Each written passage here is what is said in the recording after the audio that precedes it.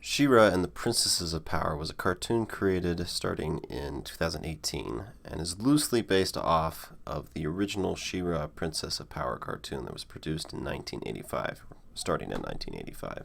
Overall, I actually kind of liked the show. It successfully convinced me to watch the whole thing without any coercion from friends, but I was sick at the time with nothing better to do, so that might have had something to do with it.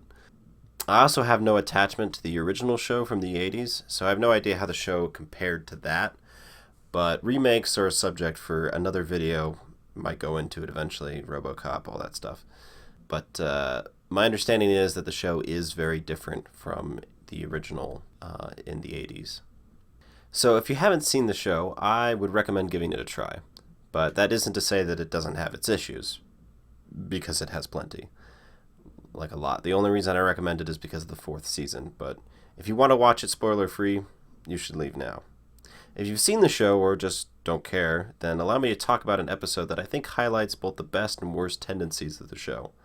The episode is probably the best that the show has to offer, and it is found in what I would argue is the worst season, the first one. But the episode is called The Promise. The Promise stands out from the rest of the first season because it was one of the only episodes that felt like the creators were really enjoying the process of creation.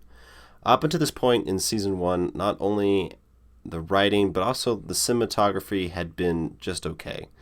But watching The Promise, I could see that care had been put into its development, from its writing to its dialogue down to the animation and cinematography.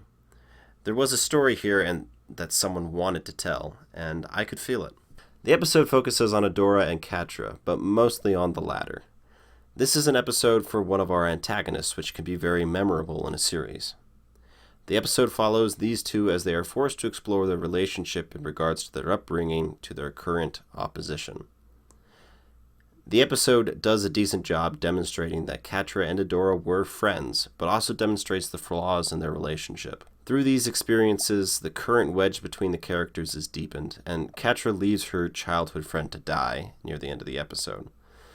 The episode finally ends on a surprisingly chilling scene as other characters congratulate Catra for being a great friend to them.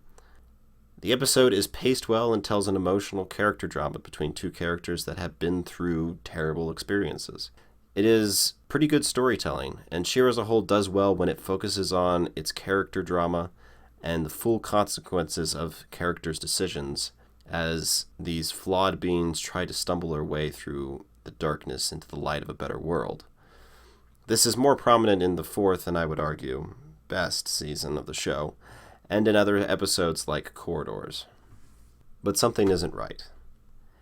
This story has already happened to some degree in the second episode.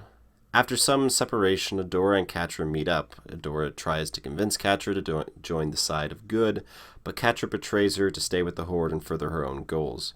And we are aware that Catra has no issue hurting Adora after that. Much of the season, Catra has played the role of generic antagonist, fully capable and ready to inflict harm with little remorse for the damage her actions cause. So this betrayal isn't new and really shouldn't appear to affect Adora the way it does, although she seems to forget about this down the road anyways.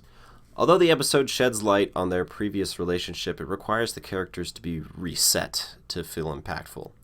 Catra and Adora act as though they didn't separate as they did in the end of the second episode, or that Catra had been nothing but a pain in Adora's side since then.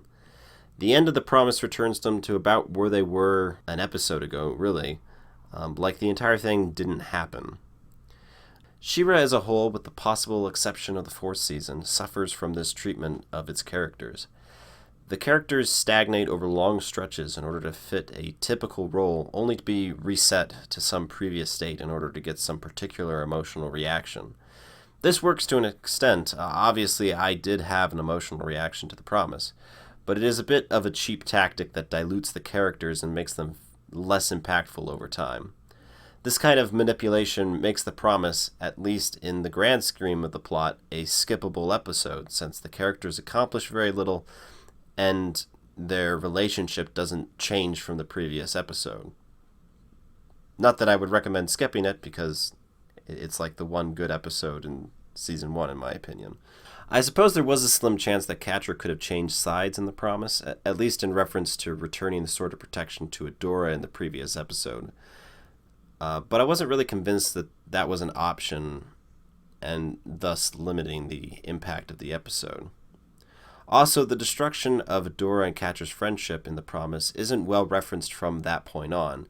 It felt like this dramatic encounter didn't really have an effect on anyone besides the scope of its own runtime, and She-Ra as a whole can have a tendency to do this. Things don't roll over from episode to episode very well. Once again, I would recommend watching the show. I've shown it to multiple friends now because I think it does genuinely have some good material in it, particularly season 4. But even that part of the show has its own issues, which I plan to cover eventually.